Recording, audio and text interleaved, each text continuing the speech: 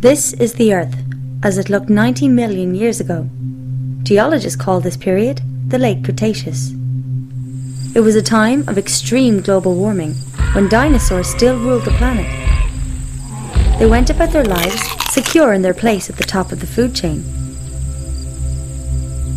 oblivious to the changes taking place around them. The continents were drifting apart, opening huge rifts in the Earth's crust. They flooded, becoming seas. Algae thrived in the extreme heat, poisoning the water. They died and fell in their trillions to the bottom of the rifts. Rivers washed sediment into the seas until the organic remains of the algae were buried.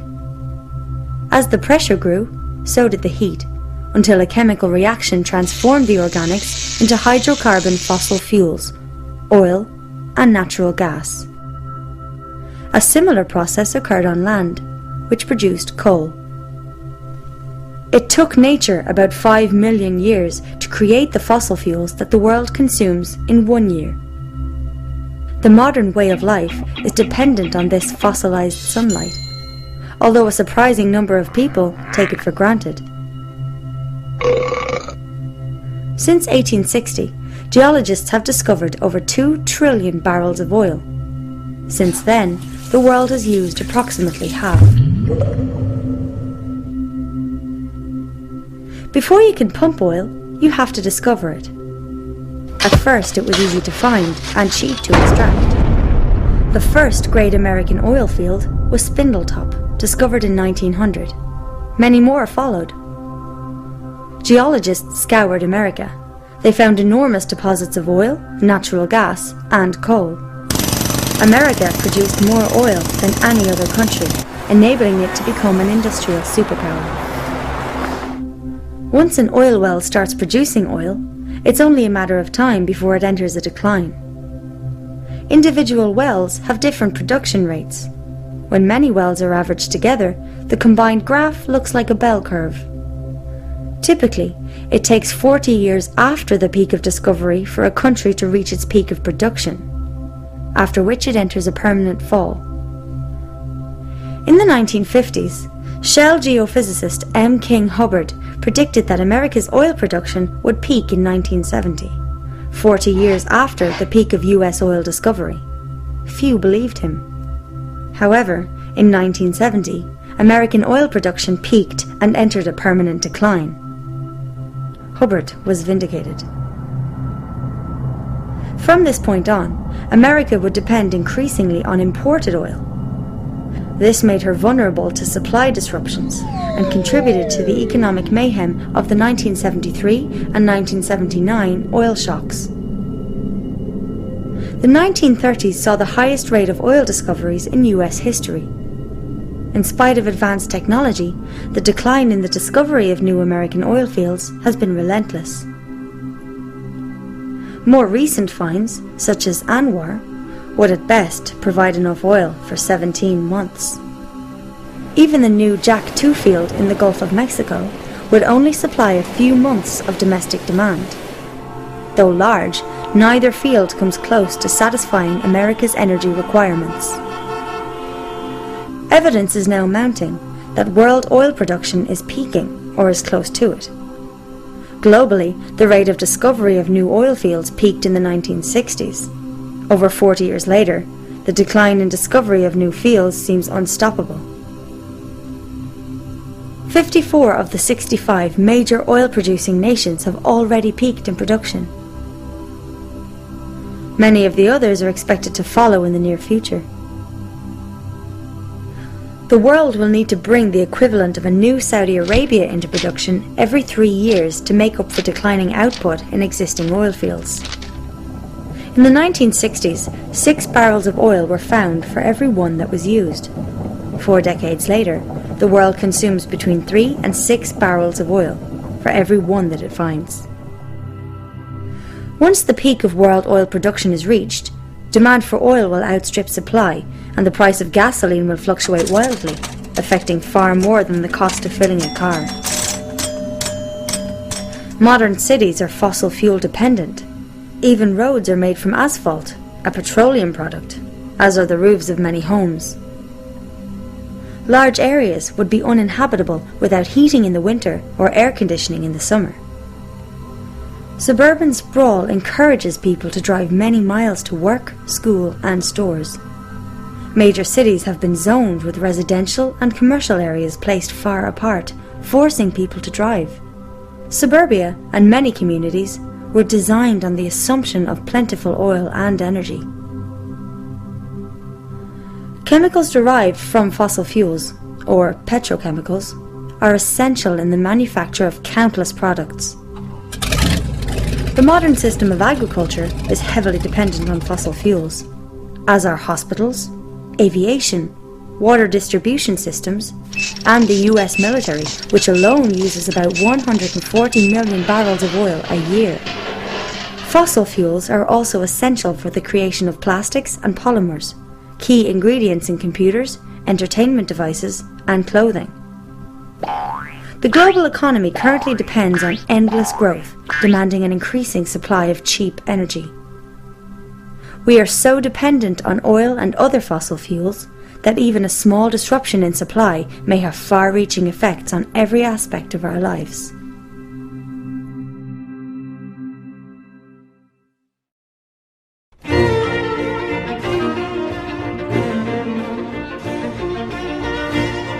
Energy is the ability to do work. The average American has available the energy equivalent of about 150 slaves working 24 hours a day. Materials that store this energy for work are called fuels. Some fuels contain more energy than others.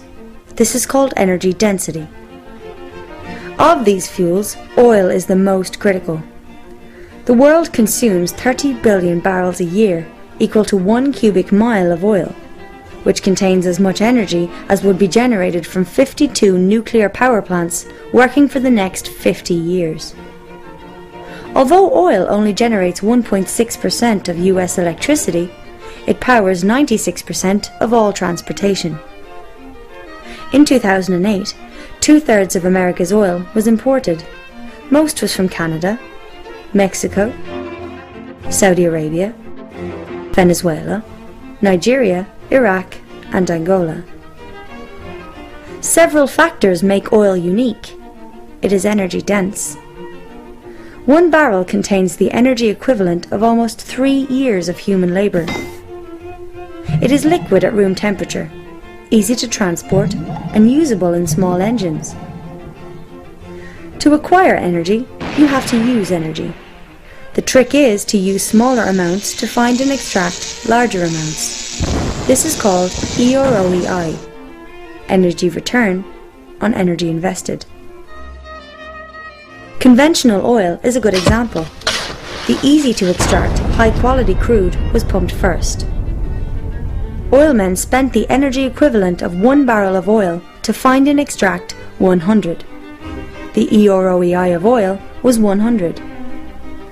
As the easy-to-find oil was pumped first, exploration moved into deep waters, or distant countries, using increasing amounts of energy to do so. Often, the oil found now is heavy or sour crude and is expensive to refine. The EROEI for oil today is as low as 10.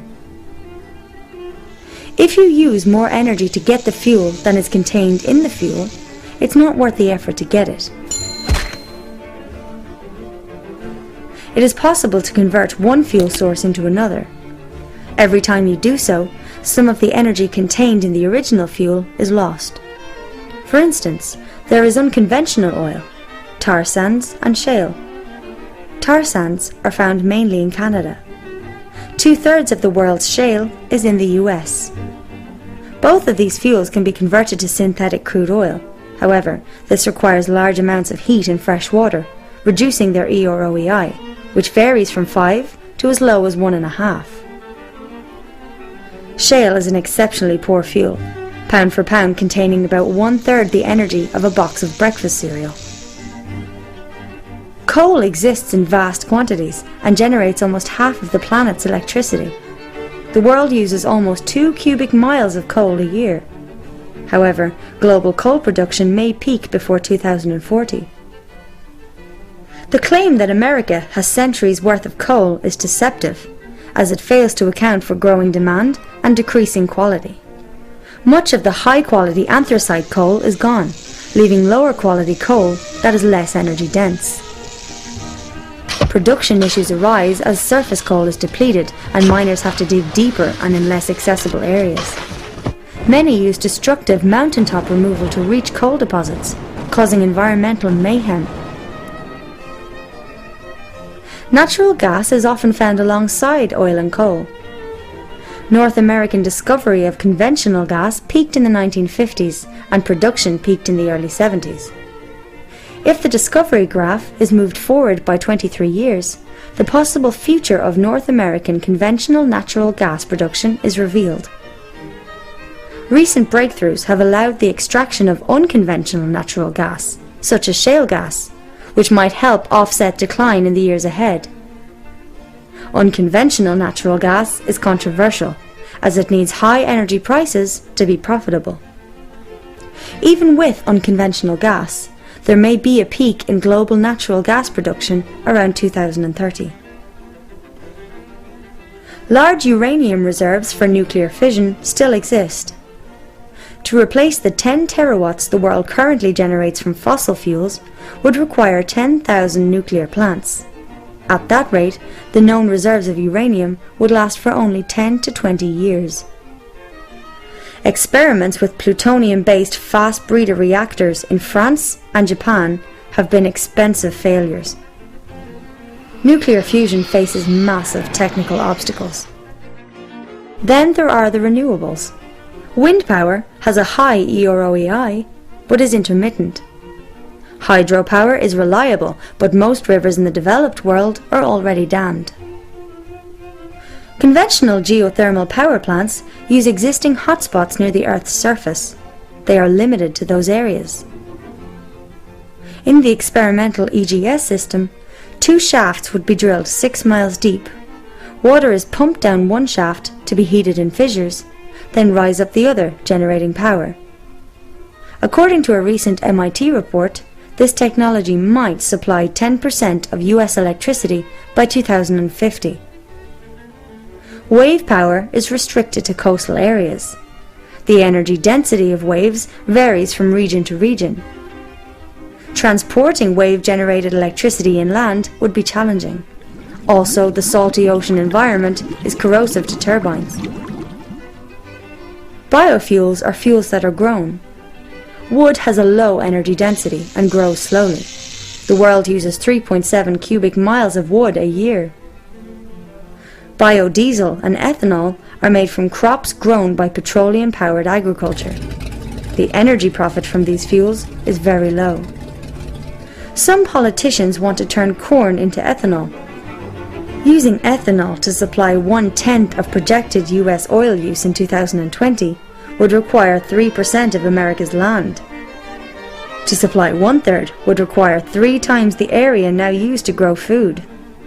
To supply all US petroleum consumption in 2020 would take twice as much land as is used to grow food. Hydrogen has to be extracted from natural gas, coal or water, which uses more energy than is generated from the hydrogen. This makes a hydrogen economy unlikely. All the world's photovoltaic solar panels generate as much electricity as 2 coal power plants. The equivalent of between 1 and 4 tons of coal are used in the manufacture of a single solar panel. We'd have to cover as many as 140,000 square miles with panels to meet current world demand. As of 2007, there were only about 4 square miles. Concentrated solar power, or solar thermal, has great potential, though at the moment there are only a small number of plants operating. They are also limited to sunny climates, requiring large amounts of electricity to be transmitted over long distances. All of the alternatives to oil depend on oil-powered machinery, or require materials such as plastics that are produced from oil. When considering future claims of amazing new fuels or inventions, ask, does the advocate have a working commercial model of the invention? What is its energy density? Can it be stored or easily distributed? Is it reliable or intermittent? Can it be scaled to a national level? Are there hidden engineering challenges? What is the E or OEI? What are the environmental impacts? Remember that large numbers can be deceptive. For example, 1 billion barrels of oil will satisfy global demand for only 12 days. A transition from fossil fuels would be a monumental challenge. As of 2007, coal generates 48.5% of US electricity. 21.6% is from natural gas. 1.6% is from petroleum. 19.4% is from nuclear. 5.8% is from hydro. Other renewables only generate 2.5%. Is it possible to replace a system based on fossil fuels with a patchwork of alternatives? Major technological advances are needed, as well as political will and cooperation, massive investment, international consensus, the retrofitting of the $45 trillion global economy, including transportation, manufacturing industries and agricultural systems, as well as officials competent to manage the transition. If all these are achieved, could the current way of life continue?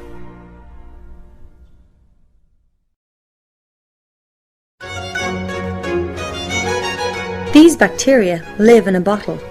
Their population doubles every minute. At 11 a.m. there is 1 bacterium. At 12 noon the bottle is full. It is half full at 11:59, leaving only enough space for 1 more doubling. The bacteria see the danger. They search for new bottles and find 3. They assume that their problem is solved. By 12 noon the first bottle is full. By 12:01 the second bottle is full. By 12:02 all the bottles are full. This is the problem that we face due to the doubling caused by exponential growth. When humanity began to use coal and oil as fuel sources, it experienced unprecedented growth. Even low growth rates produce large increases over time. At a 1% growth rate, an economy will double in 70 years. At 2% rate, doubles in 35 years. At a 10% growth rate, an economy will double in only 7 years. If an economy grows at the current average of 3%, it doubles every 23 years. With each doubling, demand for energy and resources will exceed all the previous doublings combined. The financial system is built on the assumption of growth, which requires an increasing supply of energy to support it. Banks lend money they don't have, in effect creating it. The borrowers use the newly created loan money to grow their businesses and pay back the debt, with an interest payment which requires more growth. Due to this creation of debt-formed money, most of the world's money represents a debt with interest to be paid. Without continual, new and ever larger generations of borrowers to produce growth, and thus pay off these debts, the world economy will collapse. Like a Ponzi scheme, the system must expand or die. Partly through this debt system, the effects of economic growth have been spectacular in GDP, damming of rivers, water use, fertilizer consumption, urban population, paper consumption, motor vehicles, communications and tourism. World population has grown to 7 billion and is expected to exceed 9 billion by 2050. On a flat, infinite Earth, this might not be a problem. However, as the Earth is round and finite, we will eventually face limits to growth. Economic expansion has resulted in increases in atmospheric nitrous oxide and methane, ozone depletion, increases in great floods, damage to ocean ecosystems, including nitrogen runoff, loss of rainforest and woodland, increases in domesticated land, and species extinctions. If we place a single grain of rice on the first square of a chessboard, double this and place 2 grains on the second, double again and place 4 on the third, double again and place 8 on the fourth, and continue this way, putting on each square twice the number of grains than were on the previous one. By the time we reach the final square, we need an astronomical number of grains. 9 quintillion, 223 quadrillion, 372 trillion, 36 billion, 854,776,000 grains. More grain than the human race has grown in the last 10,000 years. Modern economies, like the grains on the chessboard, double every few decades. On which square of the chessboard are we? Besides energy, civilization demands numerous essential resources: fresh water, topsoil, food, forests, and many kinds of minerals and metals. Growth is limited by the essential resource in scarcest supply. A barrel is made of staves, and like water filling a barrel, growth can go no further than the lowest stave, or the most limited essential resource. Humans currently utilize 40% of all photosynthesis on Earth. Though it might be possible to use 80%, we are unlikely to ever use 160%.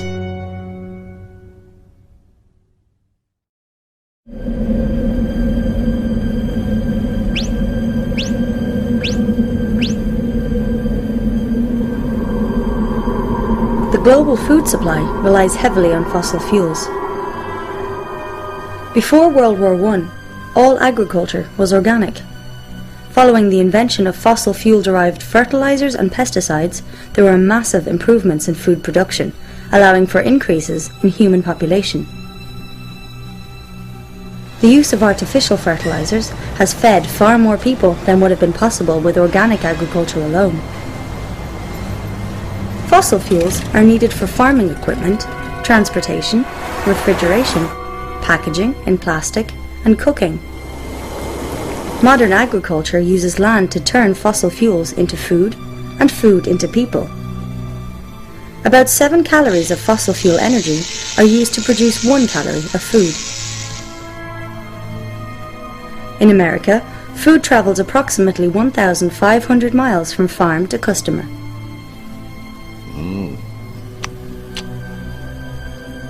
Besides fossil fuel decline, there are several threats to the current system of food production. Cheap energy, improved technology, and subsidies have allowed massive fish catches. Global fish catches peaked in the late 1980s, forcing fishermen to move into deep waters. Nitrogen runoff by fossil fuel-based fertilizers poisons rivers and seas, creating enormous dead zones. At this rate, all fish populations are projected to collapse by 2048. Acid rain from cities and industries leaches the soil of vital nutrients such as potassium, calcium, and magnesium. Another threat is a lack of water. Many farms use water pumped from underground aquifers for irrigation. The aquifers need thousands of years to fill up, but can be pumped dry in a few decades, like oil wells. America's massive Ogallala aquifer has fallen so low that many farmers have had to return to less productive dry land farming. Additionally, the use of irrigation and fertilizers can lead to salinization, the accumulation of salt in the soil. This is a major cause of desertification. Still another threat is topsoil loss.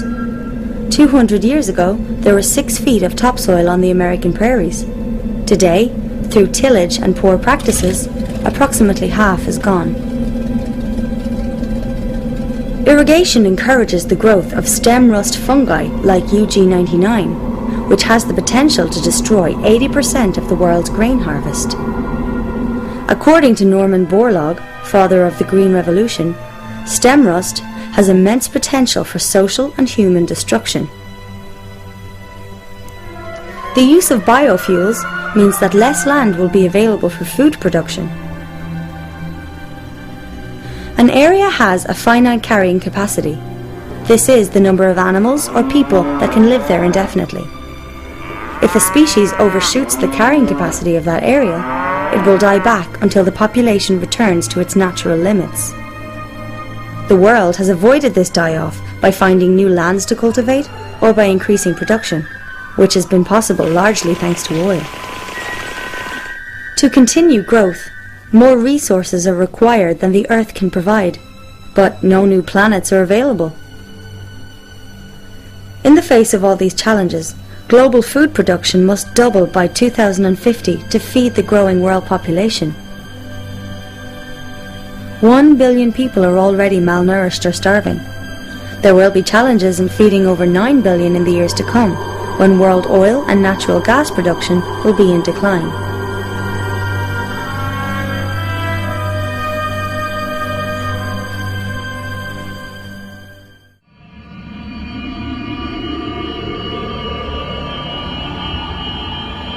The global economy grows exponentially at about 3% a year, consuming increasing amounts of non-renewable fuels, minerals and metals, as well as renewable resources like water, forests, soils and fish faster than they can be replenished.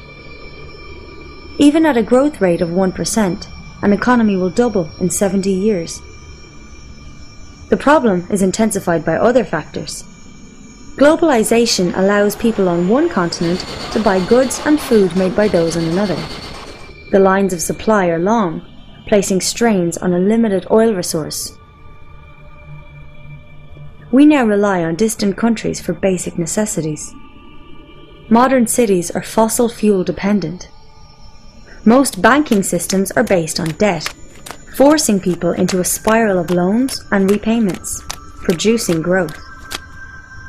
What can be done in the face of these problems? Many believe that the crisis can be prevented through conservation, technology, smart growth, recycling, electric cars and hybrids, substitution, or voting. Conservation will save you money, but it alone won't save the planet. If some people cut back on oil use, the reduced demand will drive down the price, allowing others to buy it for less. In the same fashion, a more efficient engine that uses less energy will, paradoxically, lead to greater energy use.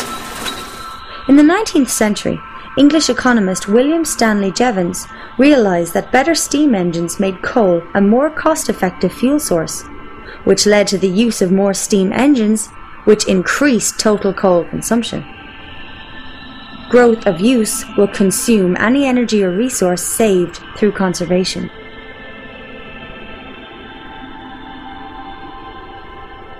Many believe that scientists will solve these problems with new technology. However, technology is not energy. Technology can channel energy into work, but it can't replace it. It also consumes resources. For instance, computers are made with 1/10 of the energy needed to make a car. More advanced technologies may make the situation worse, as many require rare minerals, which are also approaching limits. For example, 97% of the world's rare earths are produced by China, most from a single mine in Inner Mongolia. These minerals are used in catalytic converters, aircraft engines, high-efficiency magnets and hard drives, hybrid car batteries, lasers, portable X-rays, shielding for nuclear reactors, compact discs, hybrid vehicle motors, low-energy light bulbs, fiber optics, and flat-screen displays. China has begun restricting the export of these minerals, as demand soars.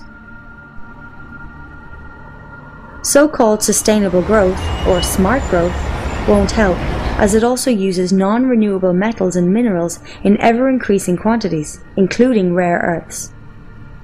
Recycling will not solve the problem, as it requires energy, and the process is not 100% efficient. It is only possible to reclaim a fraction of the material being recycled. A large portion is lost forever as waste.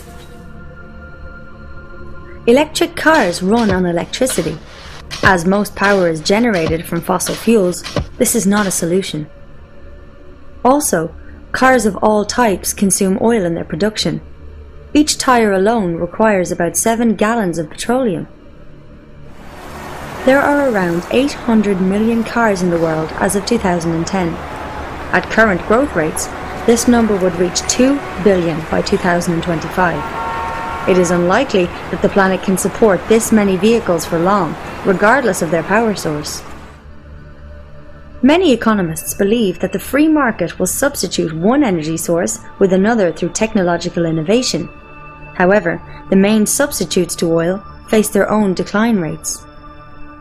Substitution also fails to account for the time needed to prepare for a transition.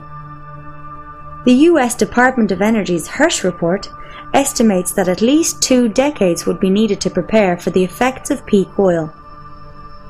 The issues of energy shortages, resource depletion, topsoil loss, and pollution are all symptoms of a single, larger problem: growth. As long as our financial system demands endless growth, reform is unlikely to succeed. What then will the future look like? Optimists believe that growth will continue forever, without limits.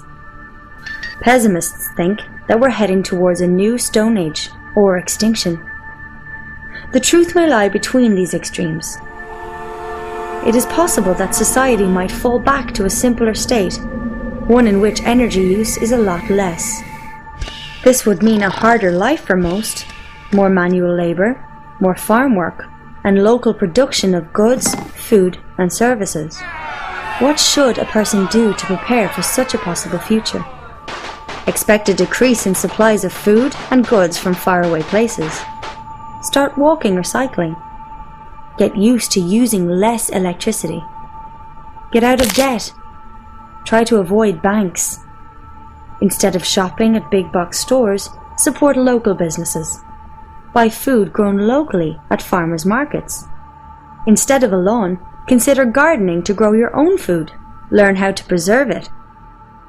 Consider the use of local currencies, should the larger economy cease to function, and develop greater self-sufficiency. None of these steps will prevent collapse, but they might improve your chances in a low-energy future, one in which we will have to be more self-reliant, as our ancestors once were.